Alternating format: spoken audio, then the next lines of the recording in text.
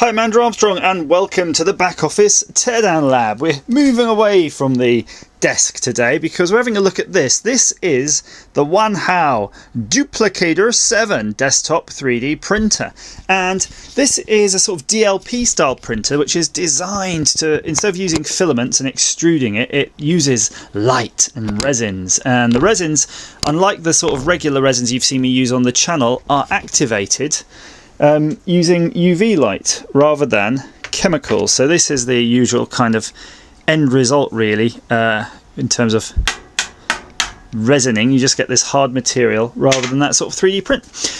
So let's just pop this off. So I'm just going to go through the basics of this. I don't want to cover it in great detail because there's plenty of YouTube videos and plenty of better people to do that. But you've got here the, I don't know what this is called, it's just the pot where you keep your resin, and in there is a liquid resin, and underneath that is a screen. So the bottom of this metal frame, there's a sort of plastic filament. God, I'm getting all my words confused.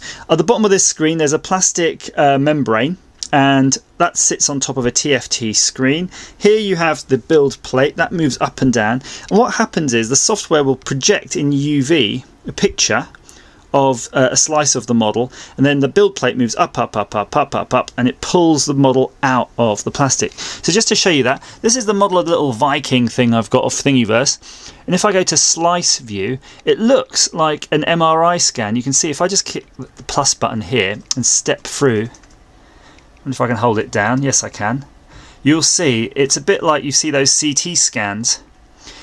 And this is what the printer prints. It just prints slice by slice by slice by slice. So they're the legs, and then it's going into the torso. The cape, you can see the capey bit there, and I'll just sort of zoom over and all the way up to the head. So it's a bit odd. This is the Creation Workshop Studio software, sorry, Creation Workshop, and it allows you to place everything, align it and all those things. I haven't got the machine on because it's very noisy, so I'm about to turn it on. But what I want to show you when I do, I'm just going to operate the software and we'll start a print, but I want to do a high res print now. So turn it on.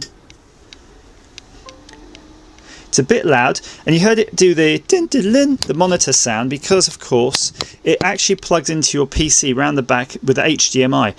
So that is actually a monitor, and then there's a USB that controls the Arduino in here, which controls the bed that goes up and down. So it's nice and simple.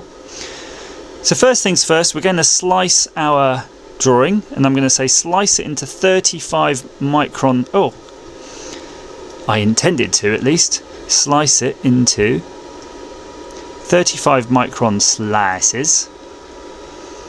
So before that was 100 micron slices. It took about 2 hours. Now it's telling me it's going to take 5 hours 25. By the way, that's the resin. It's just a liquid resin that you fill in that pot. So we're going to go to slice view now, have a quick look. Same sort of thing, but just more of them. And it's going to operate a lot quicker per slice, because imagine it has to shine the light, let it cure, then pull out, pull out, pull out. So the thinner the slice, the less time it needs to shine. So I'm going to send this G command, this G code command, after I'm just going to turn on the machine.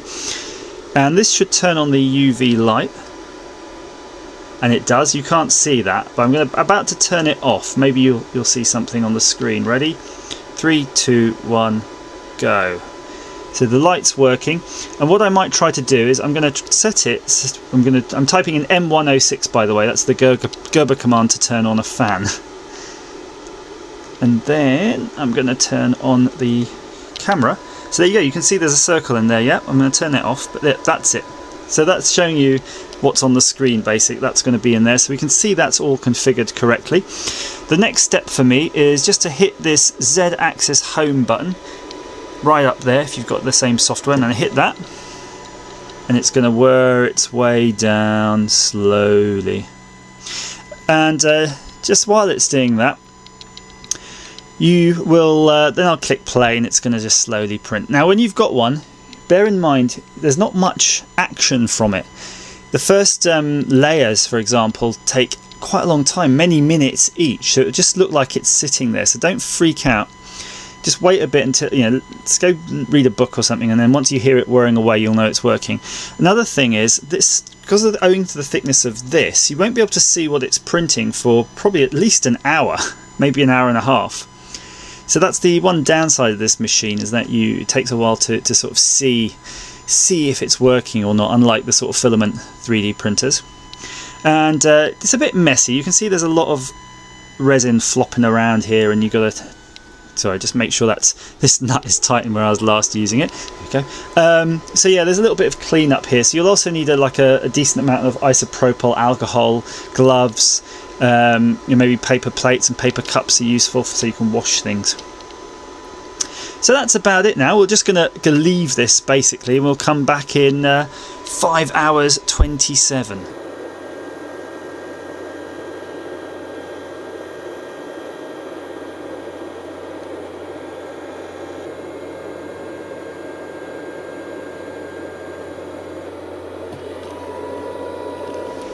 Either my eyes deceive me, or we're on the infamous 100%.